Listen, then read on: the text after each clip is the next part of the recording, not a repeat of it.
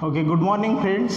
So previous video we have already seen asexual reproduction and then vegetative propagation or vegetative reproduction. Now the next topic is sexual reproduction in plants.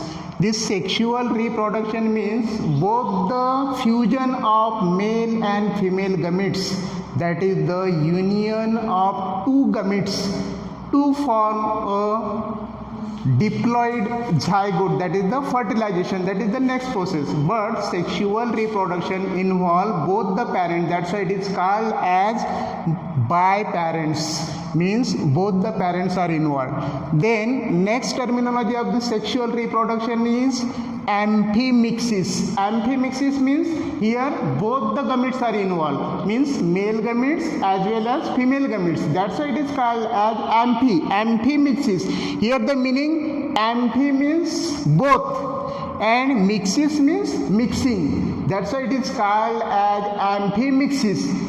In previous video we have seen the asexual reproduction and that time this terminology is amphimixis instead of here the agametogenesis, means without involvement of the gametes, that is the agametogeny, but here amphimixis are involved. Then next here sexual reproduction involve both the process, that is mitosis as well as meiosis. Then both the process are involved, that's why here both the parents are involved, both the gametes are involved, that's why variations are seen, and these variations which are helpful for the evolution. Now these variations helpful for the evolution, that's why the new organism are seen. Now next, this sexual reproduction, actually the yellows of flower shows it's a typical flower and these flowers represent the sexual reproduction. These yellows of flower, this means it is a modified shoot of flower, include the four parts of flower, that is first part is calyx, corolla, androecium and gynoecium.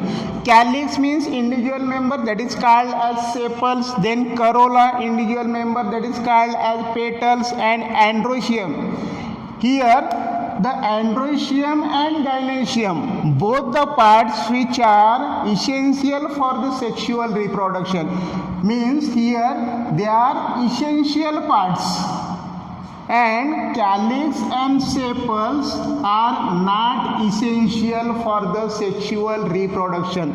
These two parts only the function of protection of flowers at the young condition.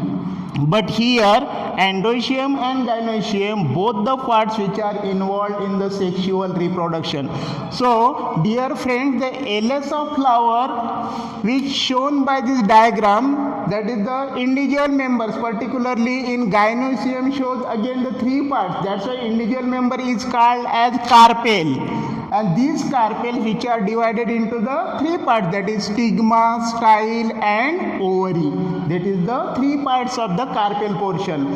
And androecium, individual members are called as stamens, and stamens which are also divided into the three parts, that is the anther, connectives and filaments. That's why these are the both the parts which are involved in the sexual reproduction.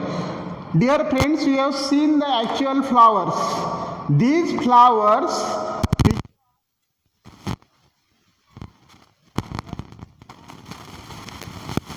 holes, means calyx and corolla are seen in this flower. Then we have seen that the portion of carpel portion, means here stigma, style and ovary here. These are the complete flowers. But actually this diagram we have seen in the yellows of flower, means these parts means accessory flowers or the accessory parts which are dissected and which are seen only the carpel portion. That is the flower description. Here means particularly these accessory holes of these flowers, petals, are the sepals which are only protective in function. But in case of sexual reproduction, here the main portion or the main parts means essential whole of this flower, stamens and carpels which are involved in the sexual reproduction. So the next video we have seen in the actual sexual reproduction. Just we introduce flowers. Okay, thank you.